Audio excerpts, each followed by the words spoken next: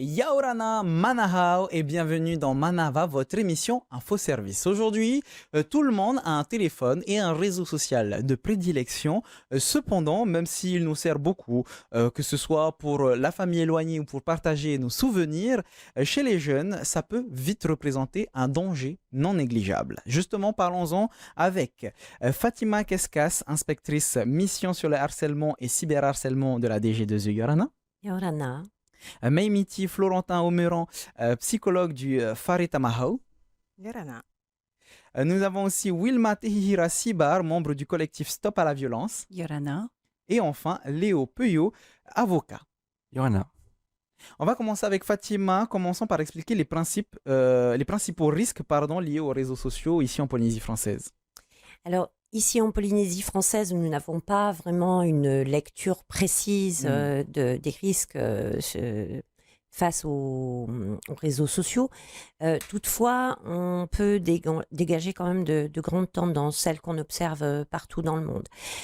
Il y a des risques qui sont d'ordre physique et puis des risques d'ordre psychologique, mais notre collègue du Faritabaho en parlera certainement davantage. Concernant les risques physiques, on a remarqué depuis une dizaine d'années un accroissement du temps passé devant les écrans chez les enfants, qui passent 2 fois plus de temps que lors d'activités physiques. Et depuis 1997, le taux d'obésité et de surpoids chez les jeunes a augmenté, a été multiplié par 5. Alors, il y a aussi des risques au niveau du fonctionnement cérébral, puisqu'on sait que le temps consacré devant les écrans baisse les temps d'attention des jeunes. Mais également la lumière bleue, on le sait aujourd'hui, a des effets sur l'endormissement et la qualité du sommeil. Un chiffre tout bête, 57 minutes pour les jeunes adolescents pour pouvoir s'endormir, contre une trentaine de minutes pour le reste de la population. Donc ça a un vrai impact aussi sur la santé des adolescents. D'autres risques qui sont plus psychologiques, notamment sur l'exposition à la cyberviolence.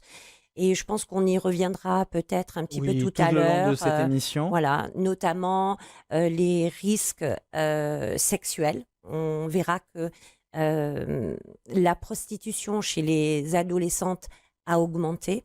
Et ça, c'est en lien direct avec les réseaux sociaux. Mais on va rebondir tout de suite sur les effets psychologiques avec Maimiti chez les jeunes victimes de harcèlement en ligne, par exemple. Est-ce qu'il y a des effets psychologiques? Oui, bien sûr. Ouais, ce qui se passe sur les réseaux sociaux peut profondément affecter la santé mentale de tout un chacun et puis des jeunes en particulier qui peuvent représenter un public vulnérable. Et donc, du coup, ils peuvent, dans les conséquences, on peut compter l'addiction déjà, aussi du mal-être, de l'anxiété, de la dépression, une baisse de l'estime de soi. Il peut y avoir aussi, le mal-être peut aller jusqu'à des idées noires et même un risque suicidaire. Donc, les conséquences ne sont pas négligeables et sont à prendre en considération. C'est très paradoxal puisque les réseaux sociaux sont censés rassembler, mais certains jeunes ont témoigné qu'ils ne se sont jamais sentis aussi seuls malgré les réseaux sociaux. C'est le retour que tu as pu avoir? Oui, et puis c'est surtout que les réseaux sociaux, c'est un outil. C'est un outil pour les relations sociales, mais il ne faut pas que ça prenne le dessus sur nous. Et ce qui est compliqué, c'est ce qu'on en fait. Un réseau social en soi, c'est pas mauvais, c'est pas dangereux, c'est ce qu'on en fait qui fait que ça peut devenir dangereux. Justement, on y reviendra tout au long de cette émission, comme on l'a dit juste avant. Wilma, en attendant, toi, tu es membre du collectif Stop à la violence. Pourquoi avoir intégré ce collectif? Est-ce qu'il y a une expérience personnelle qui t'a poussé à t'investir? Alors, il me semblait que ce collectif a toute sa place parce qu'elle vient prendre l'espace entre les parents, les institutions scolaires de santé Et ce collectif a été mis en place parce que c'est véritablement la voix, c'est-à-dire pour pouvoir entendre les mots, pour pouvoir les écouter, pour que les parents puissent déposer des mots, en tous les cas face à ces problématiques auxquelles sont confrontés leurs enfants. Et c'est également la voix pour leur permettre, je dirais, de les accompagner en tous les cas, de pouvoir les aider, les aiguiller encore plus, parce que c'est pas évident pour ces familles, parce qu'on entend souvent, nous, des témoignages poignants, des témoignages des parents qui sont paralysés, qui sont sidérés, qui sont complètement, je dirais, impuissants, démunis, complètement démunis, face justement à la situation de leurs enfants, qui d'autant plus, ils n'en parlent pas. C'est-à-dire, comme Mehmiti le dit, ce sont des comportements, je dirais, souvent d'agressivité envers les parents. Ça se manifeste souvent de cette manière-là dans les familles, avec un décrochage scolaire, un désinvestissement, parfois même aussi un isolement, un retrait, justement, de la vie sociale. Hein. Alors, on parle de tous ces aspects physiques, psychologiques, mais Léo, dans un aspect plus juridique, que faire si on est victime de cyberharcèlement ou voire plus en général de violence numérique? Alors, en général, je pense qu'il faut commencer d'abord de manière juridique, par un constat huissier, parce que en général, les gens font les malins, ils s'imaginent que c'est bon, il n'y a pas d'enjeu, il n'y a pas de problème sur Facebook, je mets ce que je veux, on est entre copains, tout va bien. Puis, une plainte est déposée par les parents, donc première étape, plainte à la gendarmerie ou à la DSP, ce qui n'a pas été. Et là, les gens paniquent, se disent mince, ce que j'ai publié, c'est pas bien, et ils suppriment. Et donc, publication supprimée, donc on est content, l'objet du mal va disparaître. Mais si on est dans une optique de sanction, de punition et de, en vrai, indemniser la victime, à ce moment-là, la preuve a disparu. Donc c'est pour ça que je conseillerais d'abord aux gens, dans un premier temps, de constater par huissier l'existence des publications. Alors bien sûr, ils peuvent faire un screenshot, capture d'écran, mais voilà, malheureusement, ça a peu de valeur. C'est pas de nos jours, recevable. on peut très bien, avec l'IA encore plus, faire des faux screenshots, alors qu'un huissier pourra complètement attester de telle personne a publié à tel moment tel contenu. En fait, il Donc, faut avoir une pièce à conviction. il faut pouvoir prouver ce qu'on dit. Mais en général, on ne va pas devant la justice sans prouver ce qu'on dit. Donc que ce soit les gendarmes, la DSP ou qui que ce soit, on a des preuves. Et quand on a les preuves, on attaque. Alors par contre, ce qui est intéressant, je reviens à ce que tu disais au tout début de ton discours, c'est que les gens ont tendance à ne pas se rendre compte de l'importance de ce qu'ils publient. Mais Mehmiti, tu t'es déjà confronté à ce genre de choses, des gens qui minimisent finalement leurs actions sur les réseaux sociaux? Oui, complètement. C'est vrai que entre ce qui se passe dans le virtuel et ce qui se passe dans le réel, il y a un grand écart.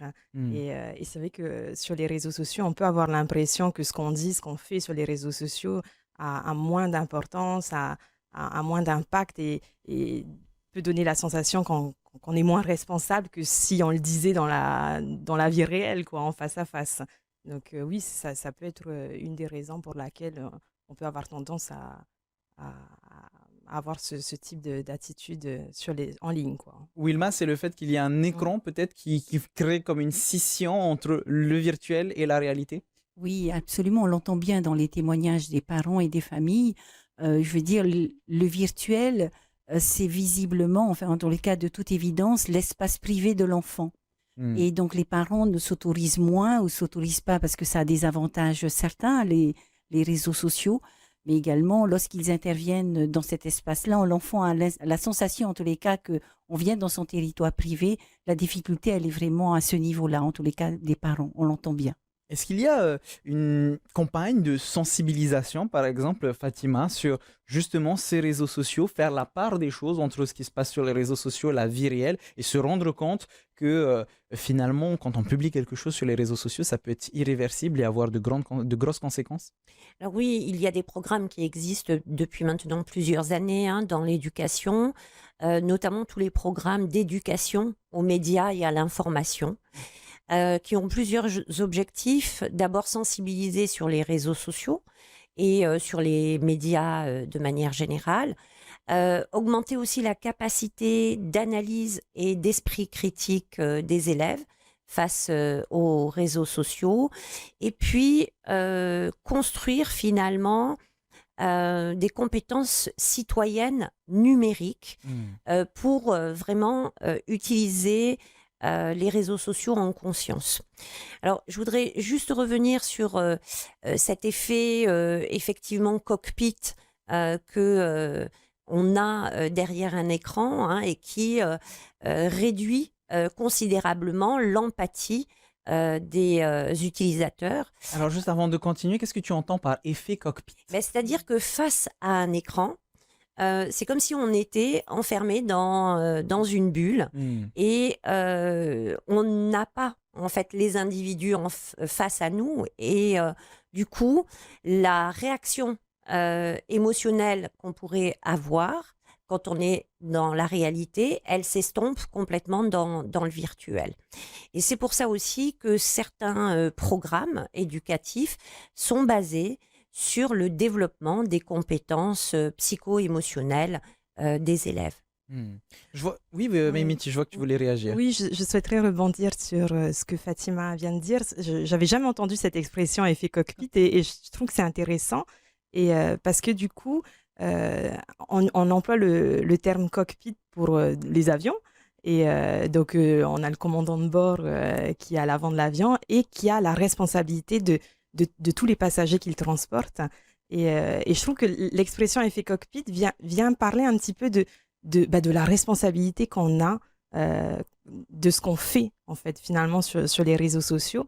Et du coup, j'encourage vraiment les familles à favoriser ça, à favoriser cette éducation à la responsabilité, à une attitude responsable, même sur les réseaux sociaux, de la même façon qu'on transmet à nos enfants une attitude responsable dans la rue, et ben que c'est pareil sur les réseaux sociaux. Et de maintenir aussi la communication, le dialogue sur ce qui se passe en ligne, parce que c'est ça aussi qui permet de prendre de la distance, d'avoir un esprit critique, de ne pas se laisser envahir par la pression des likes, par les commentaires, voilà, de garder un échange entre les jeunes qui ont cette vie en ligne et les familles qui pas forcément, comme le disait Wilma, et voilà, de ne pas hésiter à parler de ce qui... qu'est-ce que c'est que ça? Qu'est-ce que tu fais? Mais à quoi ça sert? Voilà, d'ouvrir le dialogue sur ce sujet-là. Ouais. Fatima? Oui, alors justement, ça vient compléter aussi ce que je disais précédemment sur les programmes scolaires. On a aussi dans les écoles, et souvent d'ailleurs on fait appel au Faretamaho pour... co-animer ensemble des cafés des parents. Et dans ces cafés des parents, ça part de l'idée que l'école seule n'y arrivera pas. On sait que l'exposition aux écrans, elle commence tout petit, bien avant l'entrée des enfants à l'école maternelle. Donc c'est comment on travaille aussi avec les services de santé, et notre partenaire privilégié, c'est le Faretamaho, autour de la sensibilisation des parents. La sensibilisation ou l'éducation des élèves ne suffit pas. Et donc, on a des cafés des parents où on donne quelques grands conseils aux parents. Le premier des conseils, c'est s'intéresser à ce que font vos enfants sur les réseaux sociaux. Le deuxième, c'est de gérer avec eux leur temps de connexion. On ne va pas se connecter n'importe quand, à n'importe quel moment. Alors, il y a des moments privilégiés aussi, en famille, à préserver. Alors, je vais revenir sur le sujet d'aujourd'hui qui est du coup les cyberharcèlements et les violences numériques. Justement, tant qu'on parle de sensibilisation et de prévention, il y a environ une dizaine d'années, j'ai pu participer à un programme de sensibilisation où on a mis une histoire fictive d'un jeune garçon qui se filme en train d'avoir des relations sexuelles avec sa petite amie pour avoir des copains. Malheureusement, la vidéo fuite et ça part en cyberharcèlement de la jeune fille. Justement, Léo, dans ce genre de situation, quelles sont les démarches que la famille, que la victime peut faire pour protéger justement l'intégrité de la personne harcelée? Alors forcément là, déposer plainte, c'est une évidence, mais identifier, c'est difficile parce que malheureusement, comme tu l'as dit, Internet, principalement les réseaux sociaux, c'est l'aspect viral. C'est que quelqu'un publie une fois, puis après c'est repartagé, c'est enregistré, remis, puis ça va sur TikTok, puis ça revient sur YouTube, puis après ça va sur des films, des styles peut-être un peu pornographiques, et donc ça se diffuse. Donc ça serait de pouvoir retracer en fait d'où c'est venu. Et donc le premier qui va avoir des problèmes, c'est être toi en fait, celui qui a déjà enregistré, parce que diffuser une vidéo, la mettre sur Internet, c'est interdit, mais tout simplement filmer quelqu'un à son insu, c'est aussi interdit. Et dans ce contexte-là, encore plus. Donc, ce serait simplement de pouvoir retracer la vidéo, elle est partie où, qui a fait quoi. Et après, d'aller poursuivre tout le monde, en fait. Dans l'histoire, tout le monde va prendre, en fait. Tous ceux qui ont partagé seront poursuivis.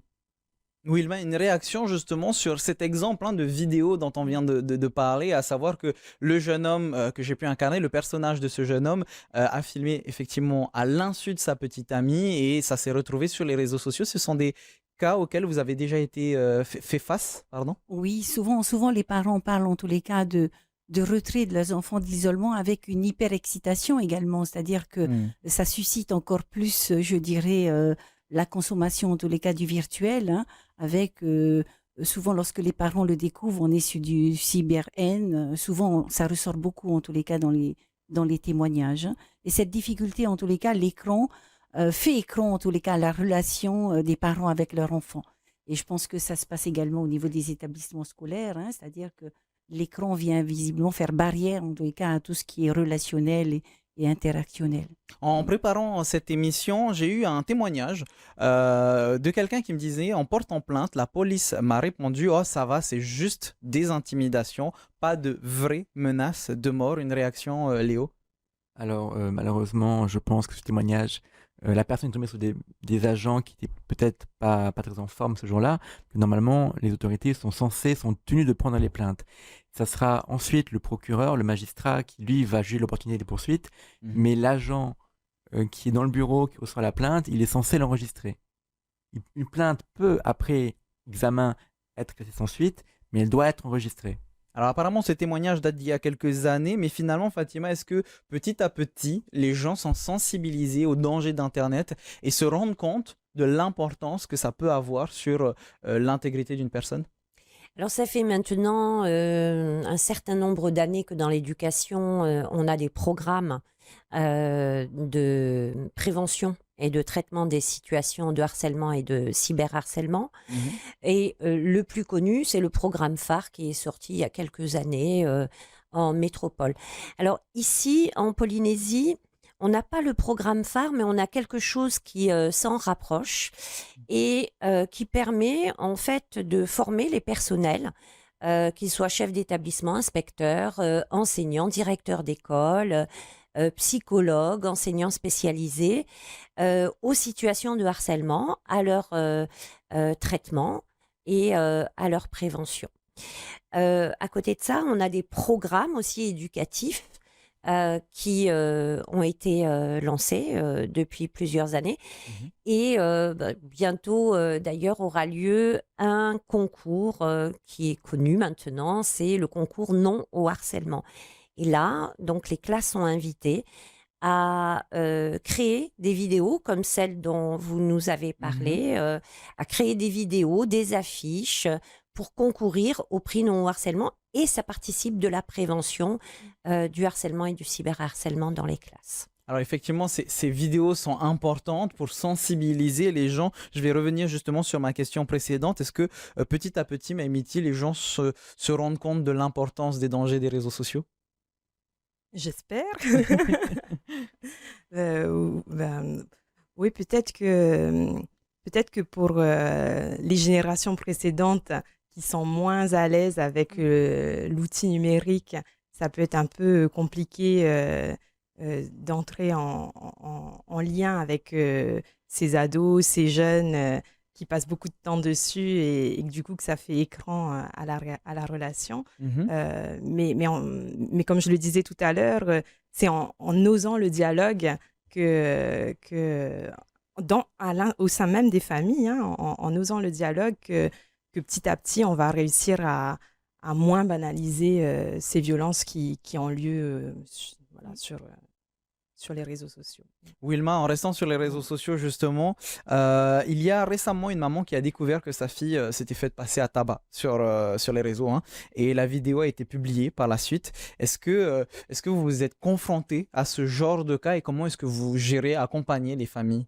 Oui, régulièrement. Ce qu'on a envie de dire aussi, c'est que avec les différents témoignages, il n'y a pas de petites brimades. Il n'y a pas de petite maltraitance. Parce que justement, dans le cyberharcèlement, il y a quelque chose de répétitif, d'habituel, qui se chronicise. Et donc, il devient, avec le risque justement de banalisation. Et les programmes qui sont déclinés justement par la DG2E, c'est intéressant. Et là où le collectif voudrait insister, c'est sûr que ce sont que des pistes, hein, des indications. C'est-à-dire peut-être commencer beaucoup plus tôt, avant justement qu'ils aient accès peut-être à tout ce qui est écran et virtuel. Vers le primaire, c'est un vœu pieux, hein. En tous les cas, de commencer en tout cas cette éducation et ces acquisitions des compétences psychosociales, parce que visiblement les parents sont, on va dire, débordés en tous les cas avec le virtuel. Alors, on reste sur cet exemple, hein, de la maman qui a découvert la vidéo de sa fille qui s'est faite passer à tabac. Léo, est-ce que ce sont des preuves, des pièces à conviction Toute preuve est recevable en droit pénal. Ça peut être utilisé, une photo, une vidéo. Évidemment, si on a un constat, c'est mieux.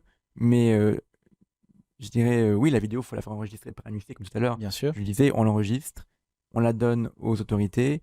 Après, le plus dur, c'est de savoir qui a filmé. Parce qu'à la limite, la vidéo, les gens qui tapent, ils sont filmés, on les voit. Le plus dur, c'est de savoir qui a pris l'initiative de filmer. Et bien souvent, il y a ceux qui vont vraiment harceler, qui vont vouloir blesser la personne, la tabasser, l'humilier. Et il y a quelqu'un à côté qui était là et qui, du coup, va un peu se la jouer influenceur et va se dire, bah voilà, c'est du contenu intéressant. Parce que un élément important, je pense qu'il faut rappeler, en tout cas soulever, pourquoi les gens harcèlent. De ce que j'ai pu voir, et malheureusement ça touche aussi bien les jeunes que les adultes. Là, tout ce qu'on dit depuis tout à l'heure, malheureusement moi j'ai plein de dossiers où ça touche les jeunes comme leurs parents. C'est soit parce qu'on a de la haine pour quelqu'un, on est frustré, on a eu de la jalousie, donc on veut blesser la personne, donc on la fait souffrir, on la harcèle, et après pour la blesser encore plus, on va l'humilier en publiant sur internet, sur les réseaux du sociaux. coup passer à tabac c'est pas suffisant, il faut encore plus l'afficher, l'humilier. Mais il y a aussi beaucoup de gens qui, on l'a peut-être vu avec YouTube, avec TikTok, on est dans l'ère de ce qui est les créateurs de contenu, les gens qui veulent être influenceurs, qui du coup veulent des likes, et moi je vois de plus en plus de jeunes qui vraiment concrètement viennent me voir en mode, moi ma carrière, mon projet de vie, c'est influenceur, et qui me font des pitchs de projets, de tiens, j'ai pensé à des vidéos, j'ai vu ça, regarde. Et des fois, c'est des vidéos sympas, des gags, comme Rémi Gaillard, des petits sketchs, des petits gags sympas. Mais des fois, c'est super choses qu'ils veulent faire. C'est vis-à-vis de cette violence. Justement, plus c'est chaud, plus c'est violent, plus ça va loin, plus ça va choquer, plus il y aura des likes. Des retours. Et plus il y aura des retours, plus ça va générer des vues. Et il y a beaucoup de harcèlement où, en fait, c'est tout bêtement pour avoir des vues, pour être vu, pour se faire voir, pour... Alors, on va revenir sur du coup ce cyberharcèlement, cette violence numérique. Pour terminer très rapidement, puisqu'on est sur la fin de notre émission, Léo, partie croustillante. Que risquent les personnes qui cyberharcèlent ou qui publient ce genre de contenu? Alors pour le cyberharcèlement, en fait, il y a des petites subtilités par rapport à l'âge de l'agresseur et l'âge de la victime. Un âge qui est clé, c'est 15 ans. Si la victime a moins de 15 ans, l'auteur sera puni beaucoup plus sévèrement que s'il a plus de 15 ans. Pareil, si l'agresseur est un adulte, il va prendre encore plus cher, il sera encore plus sévèrement puni. Et pour les victimes, Maïmiti, en parler, c'est important. Pourquoi est-ce qu'il ne faut pas garder pour soi? Parce que l'isolement, c'est pas bon pour la santé mentale.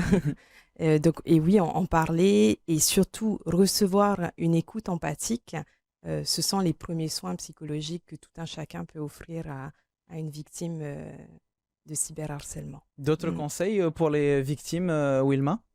Les parents, en tous les cas, ils essayent de développer cette empathie, cette écoute, cette bienveillance, mais c'est pas toujours évident. Donc, ils ont besoin, en tous les cas, de dispositifs à démultiplier pour qu'ils puissent accompagner leur enfant au mieux. Et transition parfaite, justement, est-ce qu'il y a des dispositifs qui sont disponibles justement pour ces parents de victimes ou les victimes elles-mêmes? Absolument, puisque depuis maintenant 2 ans, nous formons des équipes ressources harcèlement et cyberharcèlement sur le territoire polynésien. Donc, ils travaillent avec une méthode qui est la méthode de préoccupation partagée. Et nous invitons vraiment les parents, les élèves à venir parler à un adulte de confiance pour que les situations de harcèlement et de cyberharcèlement puissent être traitées dans l'école, si ça se produit dans l'école, ou puissent être en tout cas relayées si ça se produit à l'extérieur. Et justement, vous avez les différents sites à disposition, éducation.pf pour la DG2E, le Facebook de collectif Stop à la violence et enfin le Facebook du Fare Tamahau. N'hésitez pas à leur envoyer des messages, ce sont des oreilles qui sont là pour vous écouter si vous subissez du cyberharcèlement et n'oubliez pas que des moqueries, si elles vous font mal, c'est que ce n'est pas normal. Merci beaucoup, mesdames, messieurs, d'avoir répondu à mes questions aujourd'hui sur le cyberharcèlement. Merci. On se retrouve, nous, demain pour une nouvelle émission. En attendant, prenez soin de vous. Bonne soirée sur TNTV avec à 18h votre VATT. Maururu, Itotato, Farerir A, Trahuma, Yaurana.